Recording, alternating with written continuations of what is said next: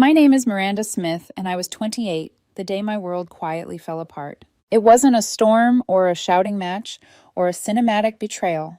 It was a quiet Tuesday afternoon when I came home early from a work trip, still smelling faintly of airport coffee and jet fuel, holding a box of Gabriel's favorite croissants because I thought surprises were romantic. The apartment was supposed to smell like home, his cologne, my candles, the faint scent of laundry. Instead, it smelled still. Not empty, just paused like a room that knew something I didn't. "Gabriel," I called, pushing the door shut with my hip. My suitcase wheels clacked against the hardwood. There was a faint rustle from the bedroom. I smiled, relieved. "Hey, babe, I'm back early." Meetings wrapped up faster then. I froze in the doorway. Gabriel was standing by the bed, our bed, the one we bought together after 3 years of saving and arguing about thread counts. He was folding clothes into the big suitcase, the one we'd bought for our dream Europe trip that never happened. The sound that came out of me wasn't a question so much as a warning. "What are you doing?" He looked up startled for half a second, then exhaled like he was annoyed. "You're back early." "Yeah," I said, trying to smile. "Wanted to surprise you." "Guess you did."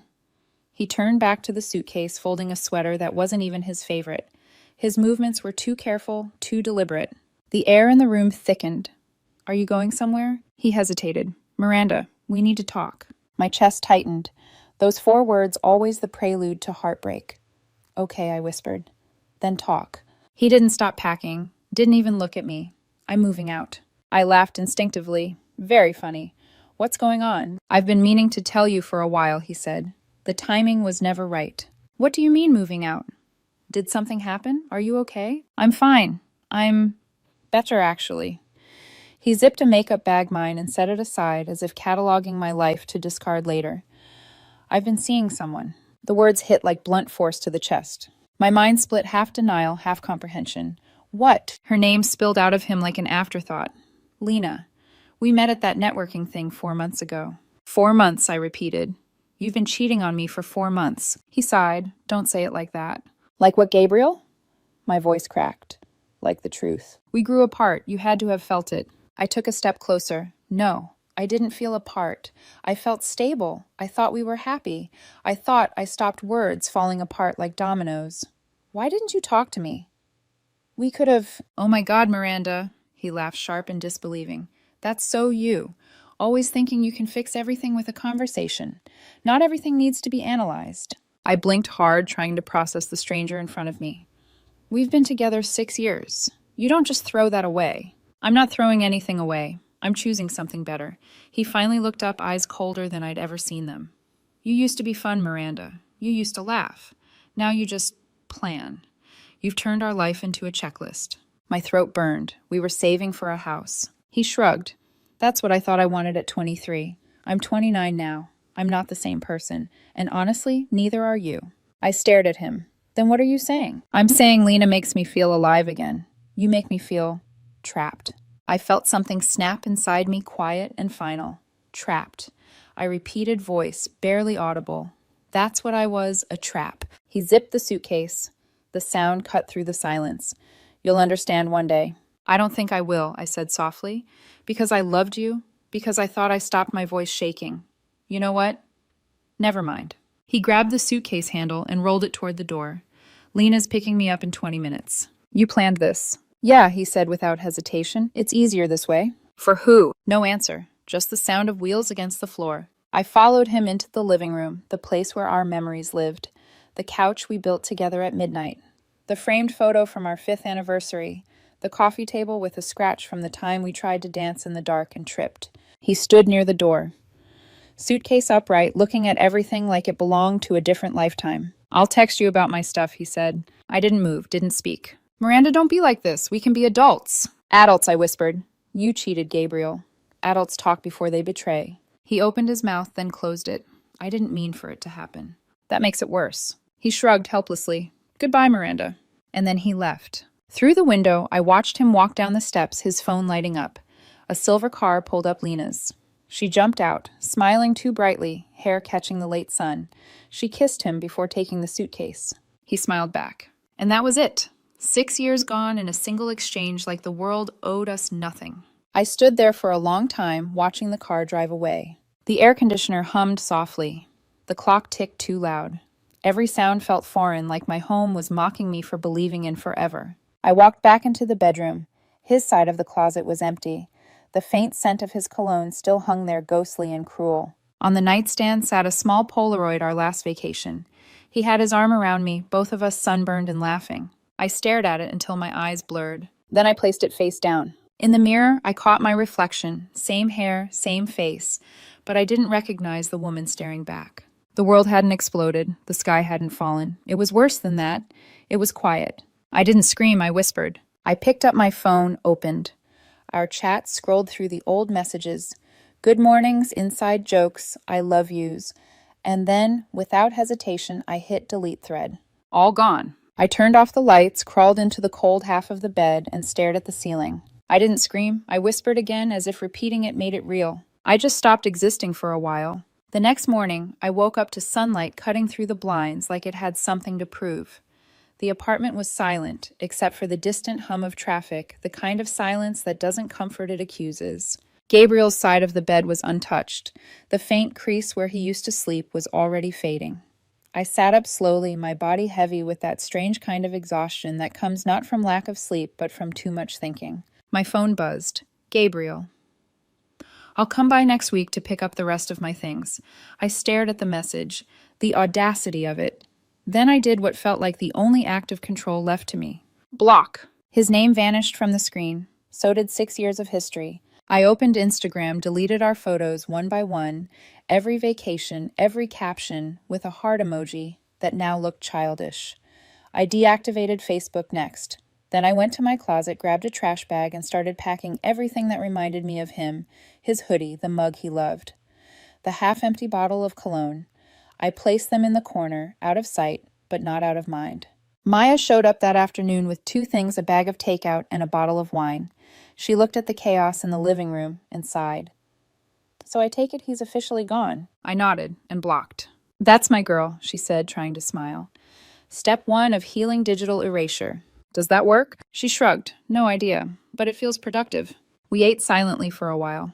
She didn't push me to talk, just sat there occasionally pouring me more wine. Eventually, she broke the silence. Miranda, do you want to crash at my place for a bit? I'll be fine. Will you? I stared at the wall where a faint shadow remained, where our framed photo had hung. I don't know, I admitted.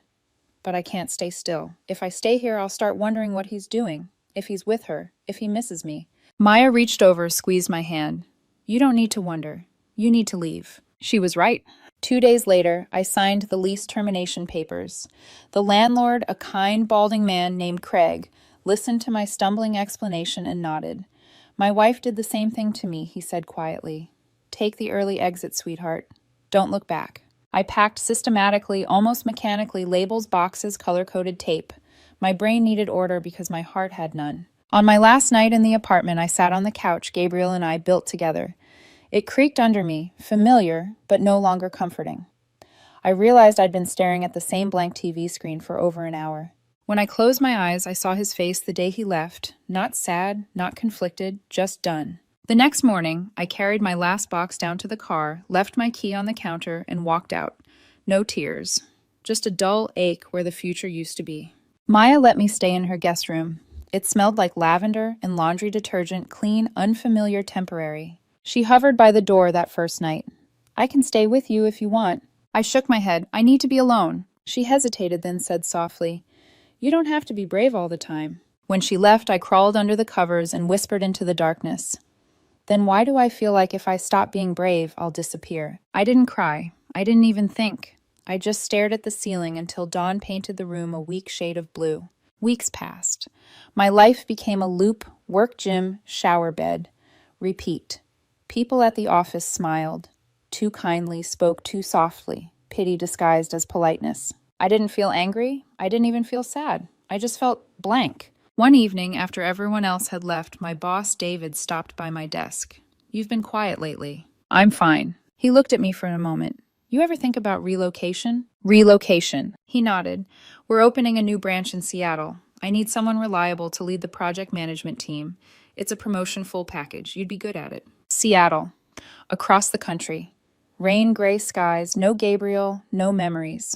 When would it start? 6 weeks. I thought about it for maybe 3 seconds. I'll do it. David smiled relieved. You sure? Yes, I said, more certain than I'd felt about anything in months. That night, I stood by Maya's kitchen window, staring at the city lights reflecting on the glass. My reflection looked unfamiliar, thinner, quieter, but somehow steadier. Maya joined me holding 2 mugs of tea. You're really doing this, huh? Yeah. You think running away fixes things? No, I said, watching the rain start to fall. But maybe changing the view helps. She smiled sadly. Seattle's lucky to have you. I wanted to believe her. A month later, I was on a plane, watching the skyline fade beneath clouds. My whole life, everything I'd known, shrank into a cluster of lights until it disappeared completely. When the wheels touched down in Seattle, I exhaled for what felt like the first time in months. The air was cold, wet, unfamiliar. Perfect.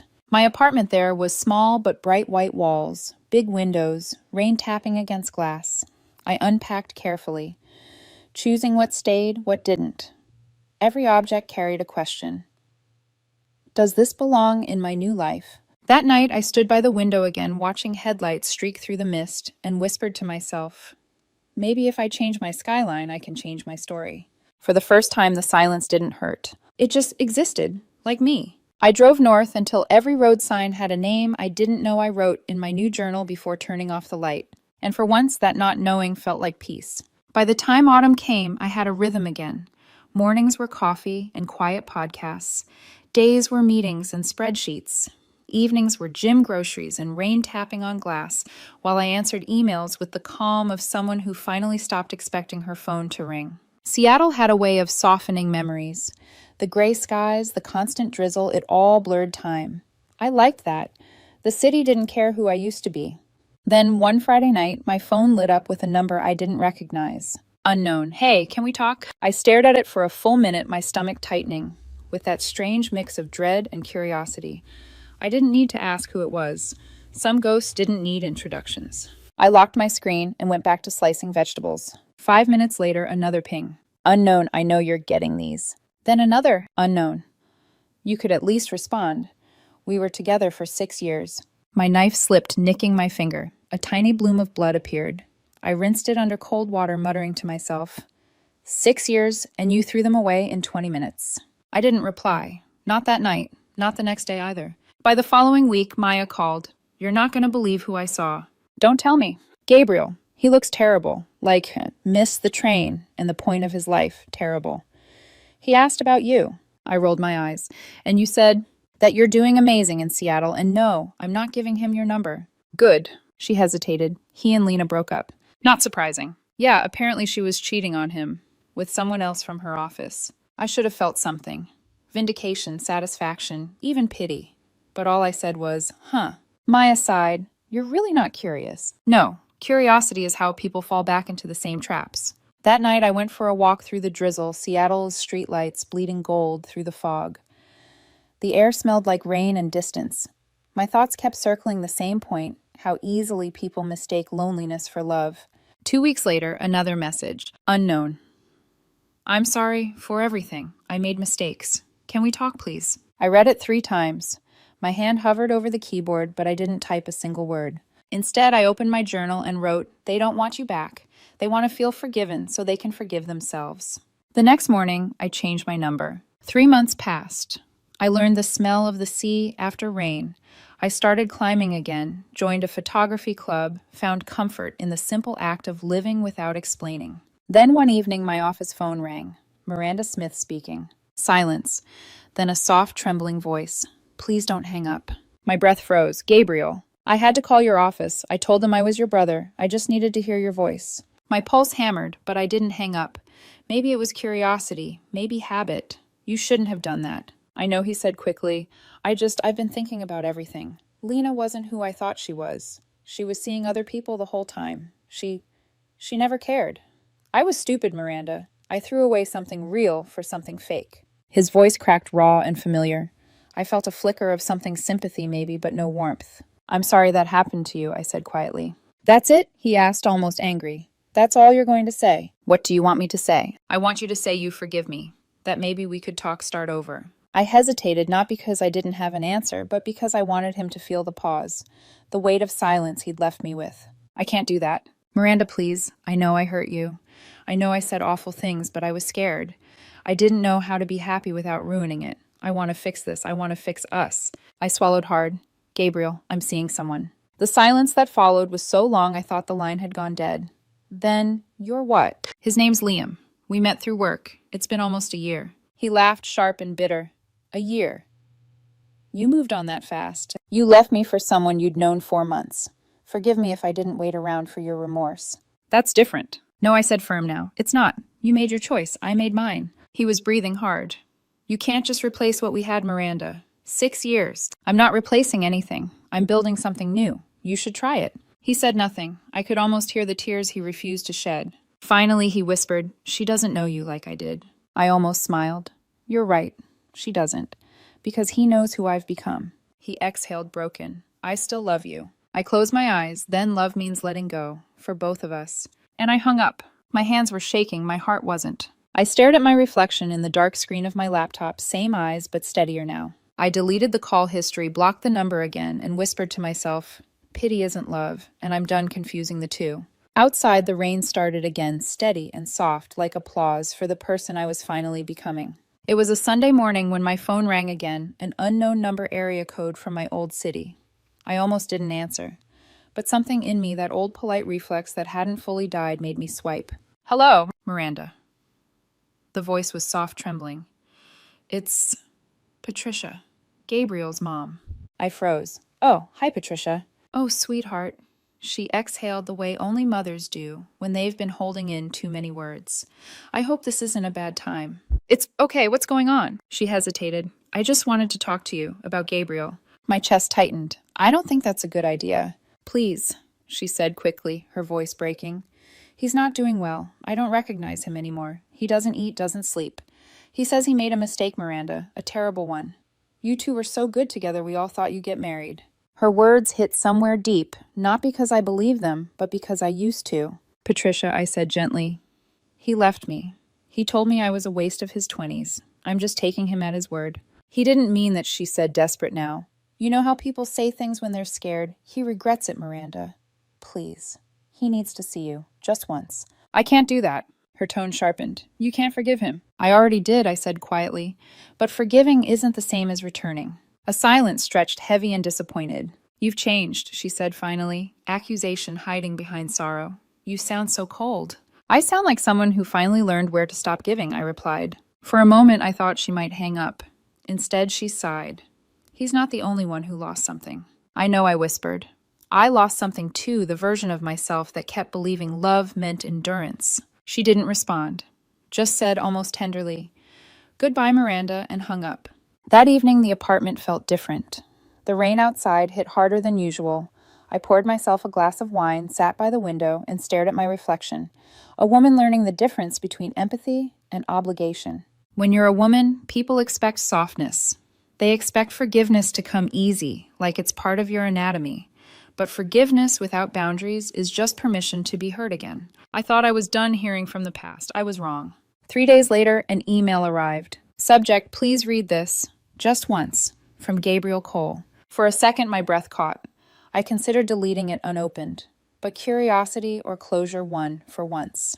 It began with, I don't know where else to put these words. He wrote about sleepless nights, about how Lena was a mistake, about how he'd been trying to fill a void that only grew deeper. He said he missed the sound of my laugh, the way I made grocery lists, the smell of my shampoo. He said he hated the person he became after he left me. Halfway through, the tone shifted. You moved on so easily. Maybe I was right. Maybe you never loved me the way I loved you.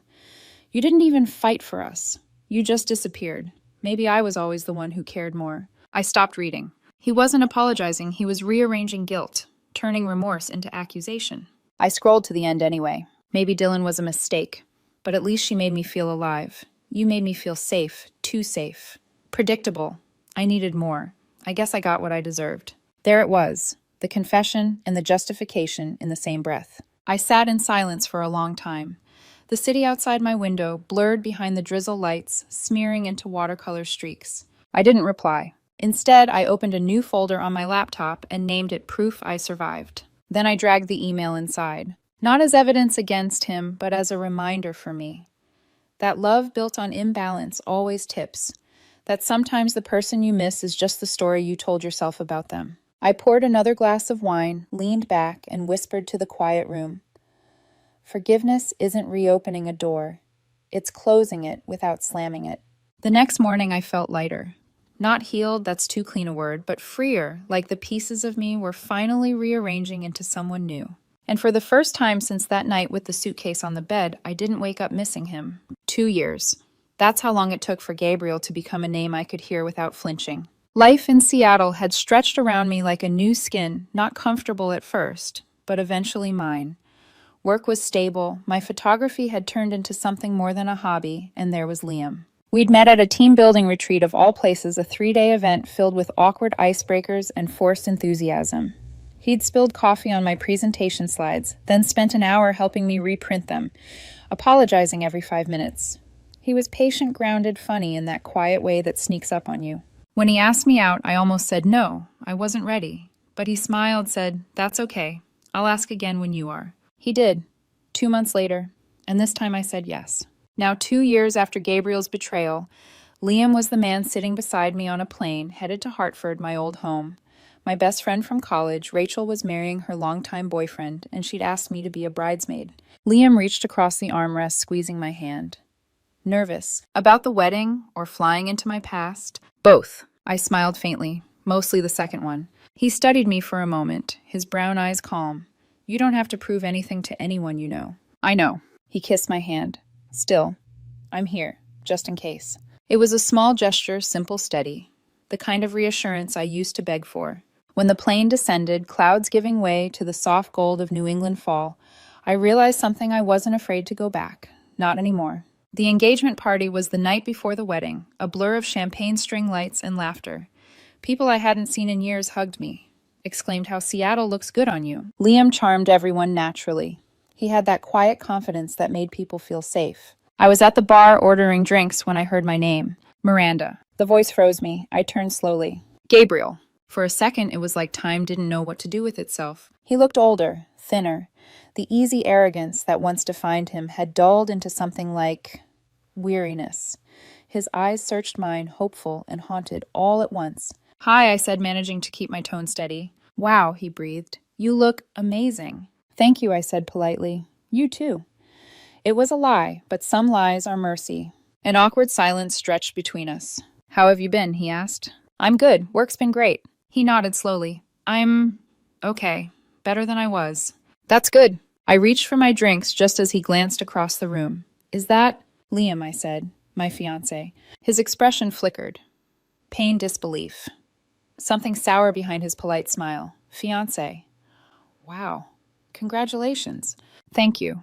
That was fast." "It's been 2 years." "Right," he murmured. "Of course." I could see him struggling to maintain composure the same way I once did. I wanted to say he began, "I'm sorry. For everything. For how I left. For what I said. You didn't deserve that." I studied him for a moment, the man I once thought I'd spend forever with, now a stranger rehearsing regret.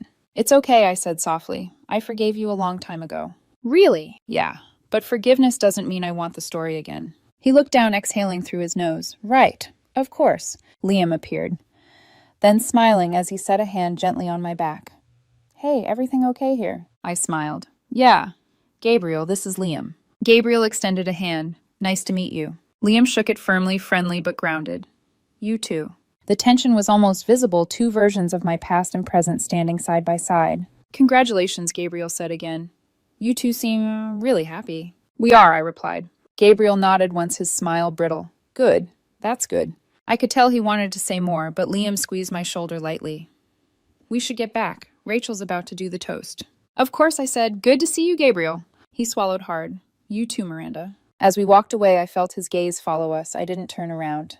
Later that night in the hotel room, Liam brushed my hair back as I sat by the window, looking out at the faint glow of the city. "That was him, wasn't it?" he asked gently. "Yeah. He still loves you." I sighed. "Probably. But that's not my problem anymore." He smiled faintly. "Does it feel good to know he regrets it?" I thought about that for a long moment. "No, it just feels sad. For him. But not for me." Liam leaned forward, pressing his forehead against mine. "Good. Because you're not going anywhere." I smiled, not because I was proving anything, but because for once I didn't have to. He didn't look at me like a prize he'd won. He looked at me like a person he'd chosen and who chose him back every day without effort or fear. At the wedding the next day, the music swelled. The bride walked down the aisle, and I caught sight of Gabriel sitting across the room on the groom's side. His gaze flickered toward me once, then away. I didn't feel anger or nostalgia, just peace. When the reception started, I danced with Liam, laughed with Rachel, and gave a speech about love not being about grand gestures, but about staying when things get quiet. People cheered. Liam kissed me. Out of the corner of my eye, I saw Gabriel watching, not jealous, not furious, just realizing that he'd traded something genuine for something loud, and now the noise was gone. But I didn't gloat. I didn't even smile his way. Because closure doesn't come from proving someone wrong. It comes from realizing you don't need to. I forgave him for both of us, I whispered later that night, resting my head against Liam's shoulder. But I walked away for me. The wedding ended the way all good nights do, with laughter, dimmed lights, and songs that blurred the line between joy and nostalgia. By the time the last dance began, my feet ached, and my heart felt full in the simplest way, calm, quiet, present. Liam had gone to help Rachel with the cleanup, and I stepped outside for air. The autumn wind was cool against my face, carrying the faint scent of champagne and roses. The night sky over Hartford was black velvet broken by scattered stars. That's when I heard it, my name. Miranda. I turned. Gabriel stood a few feet away, hands in his pockets. Tuck's jacket, unbuttoned tie loosened like a man still trying to pretend he had it together. His eyes were tired, raw. I just need 1 minute, he said. I didn't move. You've had 6 years and 1 heartbreak's worth of minutes, Gabriel. What could possibly take 1 more? He gave a humorless laugh. Fair, but please, just hear me out. I sighed and folded my arms. 1 minute. He stepped closer, the gravel crunching beneath his shoes. I know I don't deserve to talk to you. I know I said unforgivable things. But you have to understand, when I left, I wasn't just running from you. I was running from myself. From the version of me that couldn't handle real. I said nothing. The wind caught my hair, brushing it across my face. Lena was chaos, he continued. Excitement. Noise. I thought that's what I needed. You were order. Safety. You made me want to be better, but I was too young, too selfish. And when things got too real, I panicked. I stared at him, studying the tremor in his jaw, the way his eyes darted like he couldn't bear to meet mine for long. You sound like someone who's been rehearsing this speech for years. Maybe I have, he admitted, because I wake up every day wishing I could undo it. You were the best thing in my life, Miranda, and I threw it away for nothing. His voice cracked, and for a fleeting second I saw the boy I once loved, the one who held my hand in the grocery store line, who made pancakes on Sundays, who used to dance with me barefoot in the kitchen. But that boy didn't exist anymore, and neither did the version of me who needed him. Gabriel, I said softly, you're sorry now because your life hurts. That's not the same as missing me. That's missing peace. He flinched like the words cut deeper than I meant them to. I don't care what it is. I just know I can't stop thinking about you. That's because you never faced what you did, I replied. You ran from me, then you ran from her. Now you're standing here hoping I'll save you from yourself again. He took a step closer, desperation creeping into his voice. What if you were it? What if there's no one else who will ever know me the way you did? Then you'll have to learn to live with that, I said quietly. Because loving someone doesn't mean you get to ruin them and ask for another try. He swallowed hard. I can't accept that it's really over. It's been over for 2 years, I said. You're the only one who hasn't accepted it. His eyes filled. Because I still love you. I held his gaze. No, Gabriel. You love the security I gave you. You love not having to sit with your own regret. You love the idea that somewhere I'm still waiting. That's not fair, he said weakly. None of it was fair, I said, my voice steady. Not the way you left. Not the words you said. Not the way you made me feel small for loving you too much. But life isn't about fair, is it? He looked down. You really don't think about me anymore. I thought about that for a long beat, then smiled faintly. I think about the girl who begged you to stay. I think about how much I pitied her. And then I remember that I'm not her anymore. Behind me, the door opened, and Liam's voice carried softly through the cool air. Hey, you okay out here? I turned slightly. Yeah. Just finishing a conversation. He came over, sliding an arm around me. Jake's about to cut the cake. Gabriel's eyes flicked to Liam's hand on my back, the quiet intimacy of it, the effortless ease. He exhaled, shoulders sinking. She'll never know you like I did, he said finally, almost whispering. You're right, I replied. Because he knows who I became after you. Gabriel's eyes glistened. I don't know how to move on. Start by forgiving yourself, I said softly, and then stop confusing my forgiveness with an invitation. He nodded slowly, defeated. Goodbye, Miranda.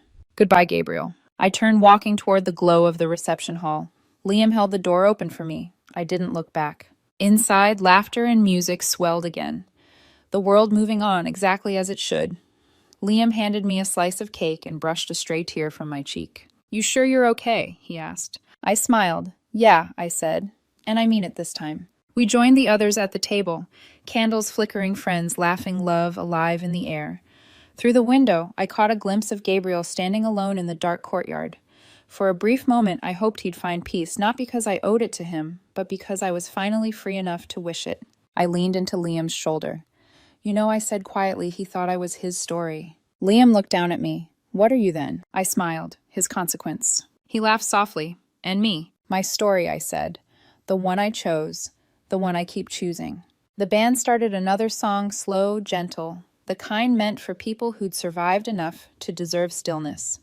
Liam stood and offered his hand. Dance with me. I took it. As we swayed under the dim light, the world outside blurred.